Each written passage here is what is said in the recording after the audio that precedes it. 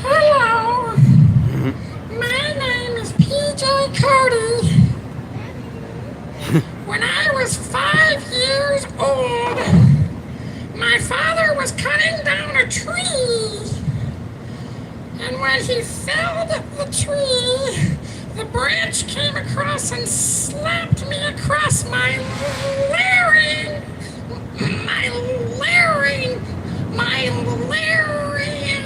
My voice box right here.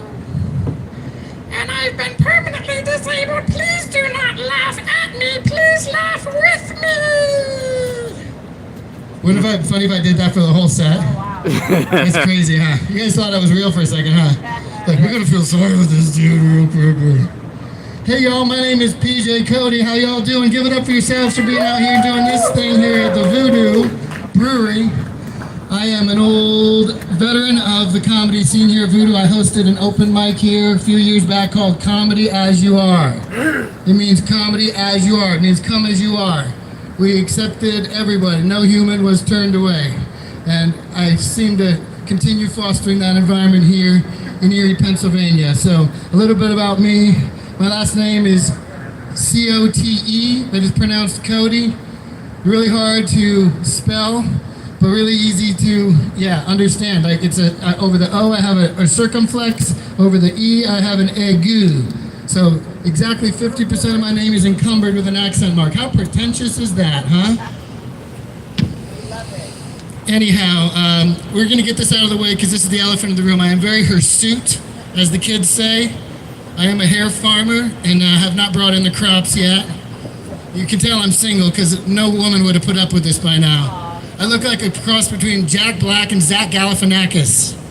I'm Zach Jack Blackifanakis. Give it up for me, everybody. PJ Cote, local comic talent. I noticed Erie's got some really unique things I want to talk about. You guys have sponge candy. Who eats sponge candy here? Who's a sponge candy? What's up with sponge? I don't understand. It disappears the second you take a bite. You know what I figured out? I think it's ghosts. I think it's chocolate-covered ghosts. You guys go to the east side, you find a little ghost inside of some like haunted armoire, and you take it out with your ecto, you get your ecto cooler.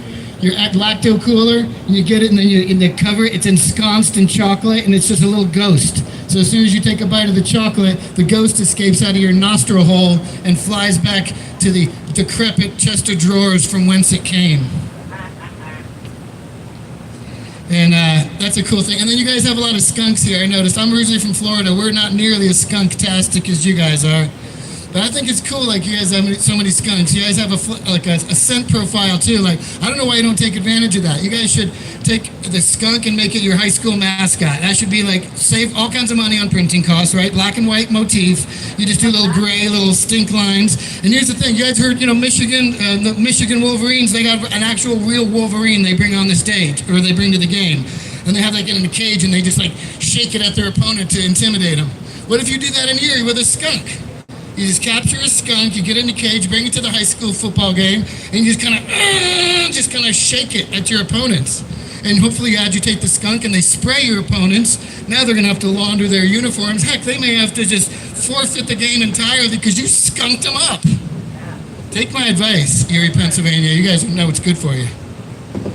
I'm known as a guy who does a lot of impersonations, so I'm going to do one, and I hope it's not sacrilegious, but let's do it anyway. We got any Catholics in the house? Got a few Catholics in the house? Are you guys like me? Like, I don't know, when you pick a prayer when you're a young man, like, they said, what prayer do you want, young man? And I said, I want the Lord's Prayer. I'm an overachiever. I'm PJ Cote. I'm here to do this. So I learned, like, a 7-verse prayer when I was 5 years old. But I don't know if you guys are a good Catholic robot like me, but as soon as you hit the sack, like, immediately your brain wants to just say the prayer, get it over with. And I'm kind of ADD, so, like, I get tired of doing it the same way, so now I just do impressions of the Lord's Prayer in my head. So lately I've been doing the Beastie Boys. So this is my impression of the Beastie Boys doing the Lord's Prayer.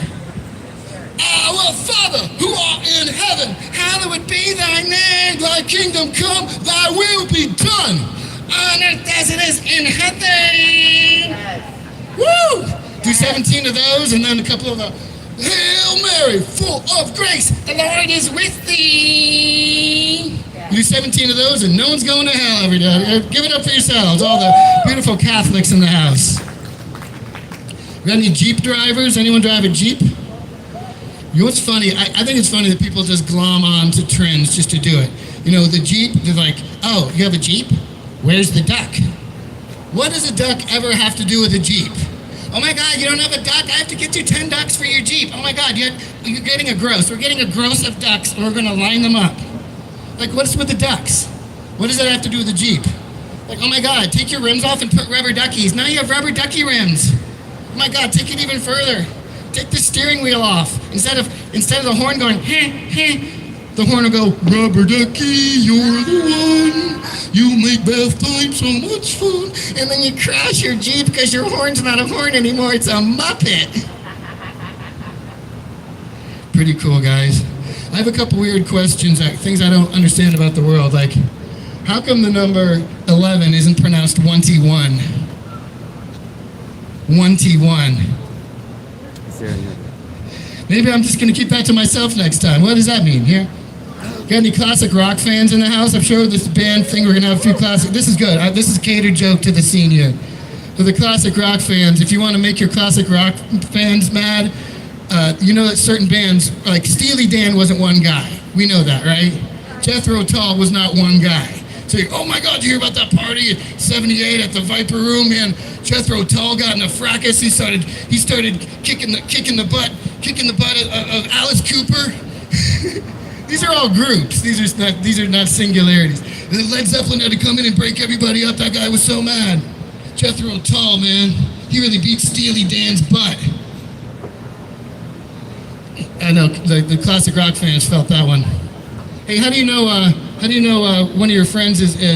Actually, what do you call somebody who's faking having Parkinson's disease? Michael J. Foe. F-A-U-X. X gonna give it to you. He gonna give it to you. Anyway, here's a piece of advice I'm gonna give you before I let you go here. If a known arsonist invites you to a housewarming, don't go. It's not his house. It's not going to turn out the way. And do not bring a rice cooker as a gift. That was nice. So I'm going to leave you with a public service message, and this is from my heart, and it's not a joke. We are all one. There is no separation. Only love exists. We're all just a bunch of little facets in the same shiny diamond of oneness and wholeness. I took no mushrooms before I said any of this. And I love you guys unconditionally. My name is PJ Cote, and we'll see you next time. Woo! Follow me on Instagram, the PJ Cote, C-O-T-E. Great job, PJ. Thank you. All right, guys, give it up one more time for PJ Cote, C-O-T-E. With a whole bunch of symbols, right? I don't know how to stop the this. list. I stop it. Who's after PJ?